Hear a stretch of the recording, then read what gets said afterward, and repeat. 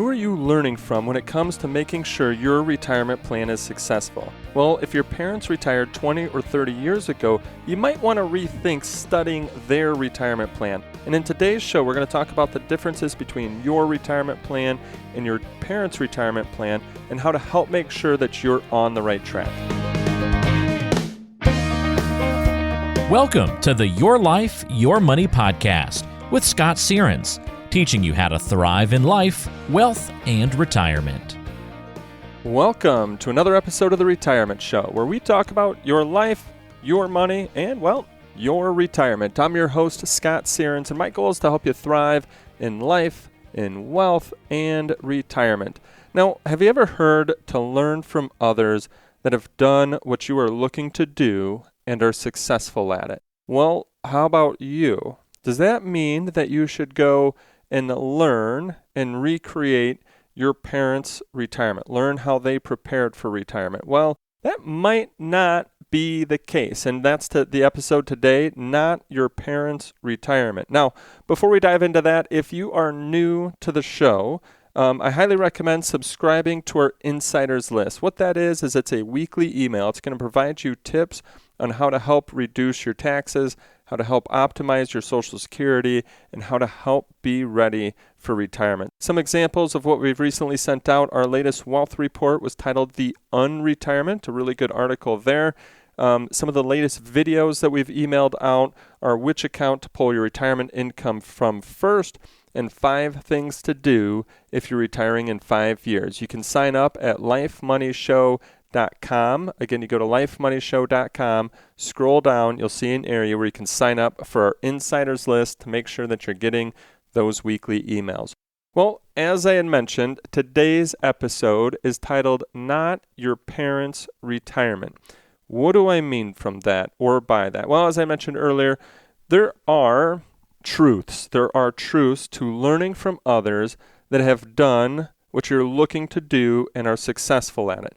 If you want to be a manager at your company, it could help to go and shadow a successful manager. You want to be the best at basketball? Guess what? I'd love to go and train under Michael Jordan to become the best at basketball. But how about your retirement? Should you be learning from your parents? Should you be learning about what they did to prepare for their retirement? Well, if you're of the age that your mom and dad retired 20 or 30 years ago, the world was a much, much different place when they walked away from their paychecks versus when you're walking away from your paychecks. And I want to talk about those differences. And I want to talk about how we need to be thinking different than your parents' retirement. So, first off, it's okay to work beyond age 65. You see, previous generations had a fairly standard retirement age, and it was somewhat rare for people to work past 65. And many people in today's society feel that there's this negative stigma if you were to work past your full retirement age. Almost like people would look at you like you have failed, like you haven't saved enough if you were to work past your full retirement age. Well, first off, let me just tell you, I have plenty of clients that have saved up millions of dollars and they're beyond their full retirement age and they're still working. So, first off, don't worry what other people think. In regards to this, though, you need to do what's right for you. You need to do what's right for your situation. You need to do what's going to bring you joy and what bring you happiness. So just because back in the day people always used to retire at a certain age or around a certain age doesn't mean that that's what you have to do in your future. As I mentioned, I've got plenty of people that have saved plenty of money and they're still working past their full retirement age. They're still working in their 70s. Why? Well, some people like to work. That's where their friends are. It helps keep their mind active. It helps keep their body active. And if that's you, that's great. Keep working. Now, there's some folks that just can't wait for retirement. I've got folks that are retiring at age 55, way before age 65. So When meeting with new people, one of the things we talk about is their retirement timeline. And it's really interesting. A lot of times people are tying their retirement timeline to Social Security dates, like taking Social Security at 62, or full retirement age, or age 70. Or sometimes they're tying their retirement to Medicare, age 65. And then if we say, hey, let's just take Social Security out of it, let's take Medicare out of it, when would you actually like to retire? Well, for some people, it's earlier than those ages. It's a random age. For some people, it's after those ages. They just want to know that they've saved enough to make work optional. And a lot of times when you realize that you've saved enough to make work optional, it actually makes work a whole lot more fun. So first off, in regards to learning or what not to learn from your parents' retirement, just because there might have been ages that people specifically retired at in the past, doesn't mean that that's necessarily right for you. I want you to do what's best for you. I want you to pick an age that brings you joy, that brings you happiness, to pick a balance that brings you all those things as well. So first and foremost, it's okay to retire before 65, retire at 65, and retire after 65.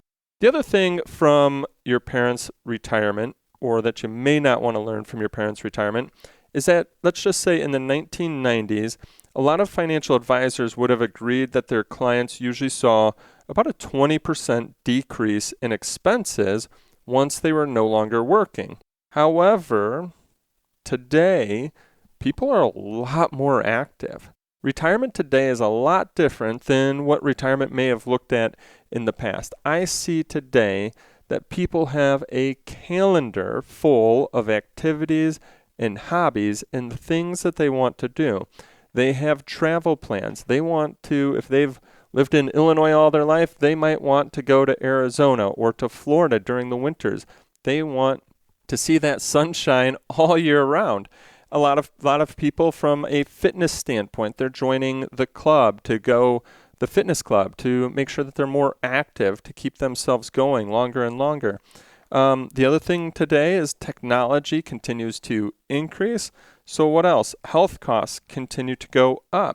And I guess where I'm going with all of this is you may not see that 20% decrease in expenses that your parents saw when they retired.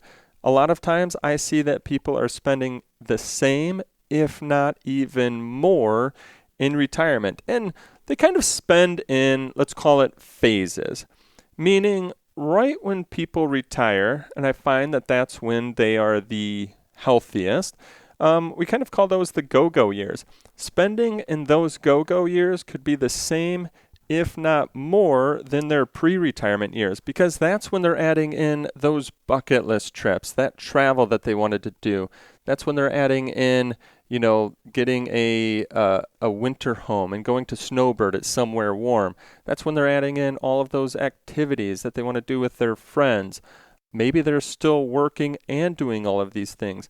Either way, in some of those go-go years, you could be spending the same, if not more, than when prior to your retirement.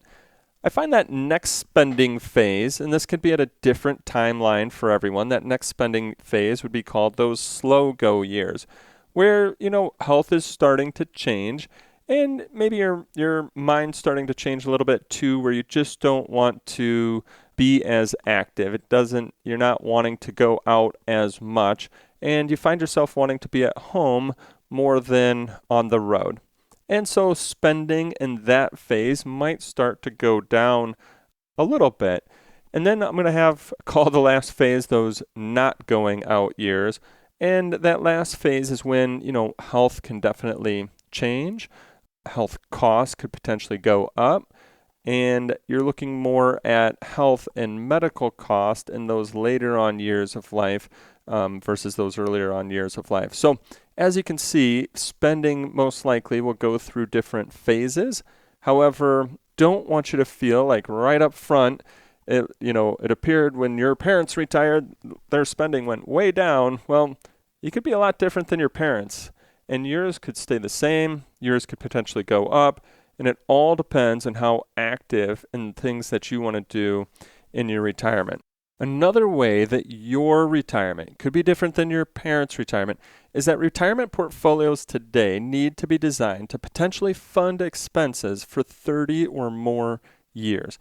Why do I bring that up? Well, because life expectancy continues to rise here in the United States. I just pulled a quick report here from census.gov that talks about the life expectancy in the United States over what that life expectancy was throughout different time frames. So for instance, in 1960, the life expectancy in the US was 70 years of age. In 2015, life expectancy went up to age 78. They're projecting that in 2060, life expectancy would be age 85.3. So we continue to live longer. And is your money structured to live as long as you will? And so just looking at that right there, right, in 1960, and let's just say back in the day, right, everybody retired at age 65. Well, in 1960, retired at age 65, you only needed your retirement funds to last for 5 years because they're saying the life expectancy was 70 years old. Now, they're saying it's age 78. And in the future, they're saying it's age 85. So more people are living longer, more people are living into their 80s, more people are living into their 90s, and therefore you need your retirement portfolio and your retirement funds to last 5, 10, 15, 25, 30 years or longer. And back in the day, folks had pensions. Now it's really rare to see a pension. So back in the day, your parents' retirement, their pension plus their Social Security, for the most part, that made up their retirement. Now it's really rare to see a pension, and a Social Security wasn't meant to make up all of your retirement income. So what does that do? It puts a whole lot of pressure on your retirement portfolio. So no pension means that we need a retirement portfolio to supplement your Social Security. Longevity continuing to rise means that we need it to last 15, 20, 30 years or longer. And what we haven't talked about is that you need to factor in inflation. You need to factor in stock volatility. You need to factor in tax changes. You need to factor in rising health costs. So times have changed. Unlike your parents, you're going to need a retirement portfolio to help support you through your retirement and to have it support you for 15, 20, 30 years or longer, which means that it needs to be structured and you have to have a strategy in place to help your money last as long as you will. Okay, one more thing here of why your retirement is not your parents' retirement. I find that retirees today often have a lot more problems to juggle than previous generations of retirees potentially had. What do I mean by that? Well, as I had mentioned earlier, retirees today are just living longer. And living longer plus technology means that there is this ballooning effect of healthcare expenses.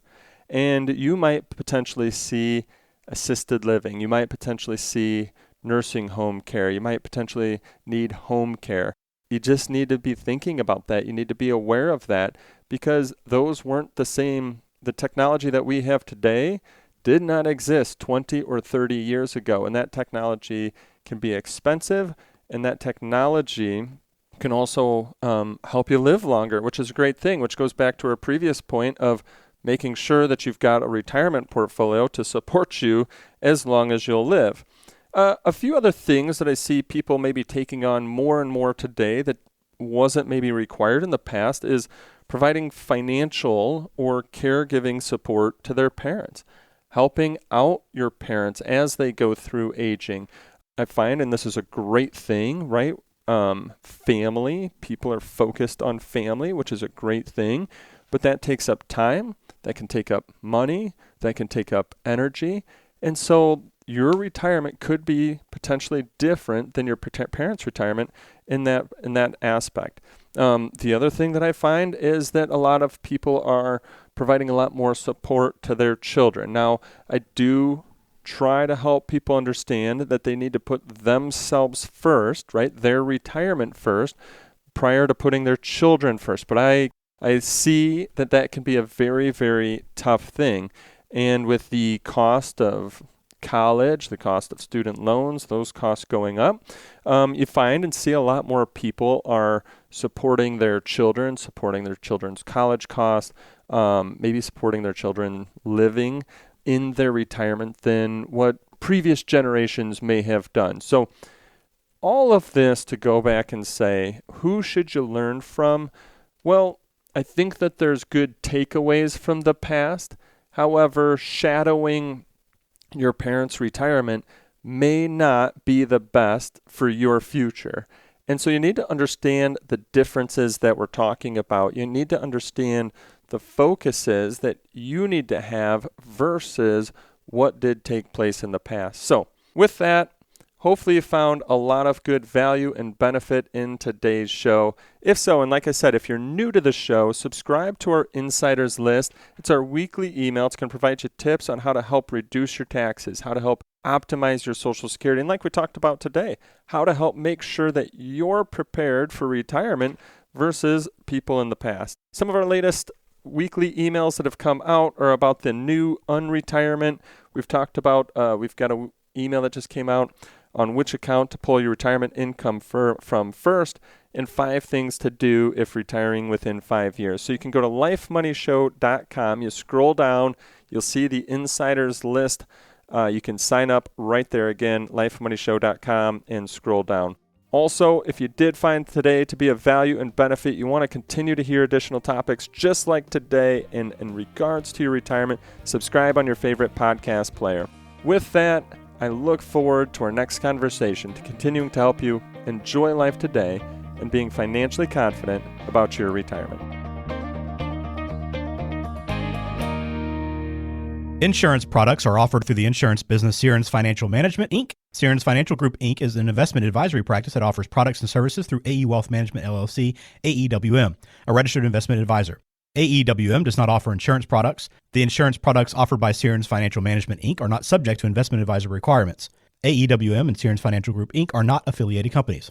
Investing involves risk, including the potential loss of principal. Any references to protection, safety, or lifetime income generally refer to fixed insurance products, never securities or investments. Insurance guarantees are backed by the financial strength and claims-paying abilities of the issuing carrier. This podcast is intended for informational purposes only. It is not intended to be used as a sole basis for financial decisions, nor should it be construed as advice designed to meet the particular needs of an individual situation. Please remember that converting an employer plan account to a Roth IRA is a taxable event. Increased taxable income from the Roth IRA conversion may have several consequences, including, but not limited to, a need for additional tax withholding or estimated tax payments, the loss of certain tax deductions and credits, and higher taxes on Social Security benefits and higher Medicare premiums. Be sure to consult with a qualified tax advisor before making any decisions regarding your IRA.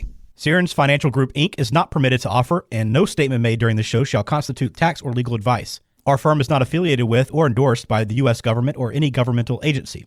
The information and opinions contained herein provided by third parties have been obtained from sources believed to be reliable, but accuracy and completeness cannot be guaranteed by Sierens Financial Group, Inc.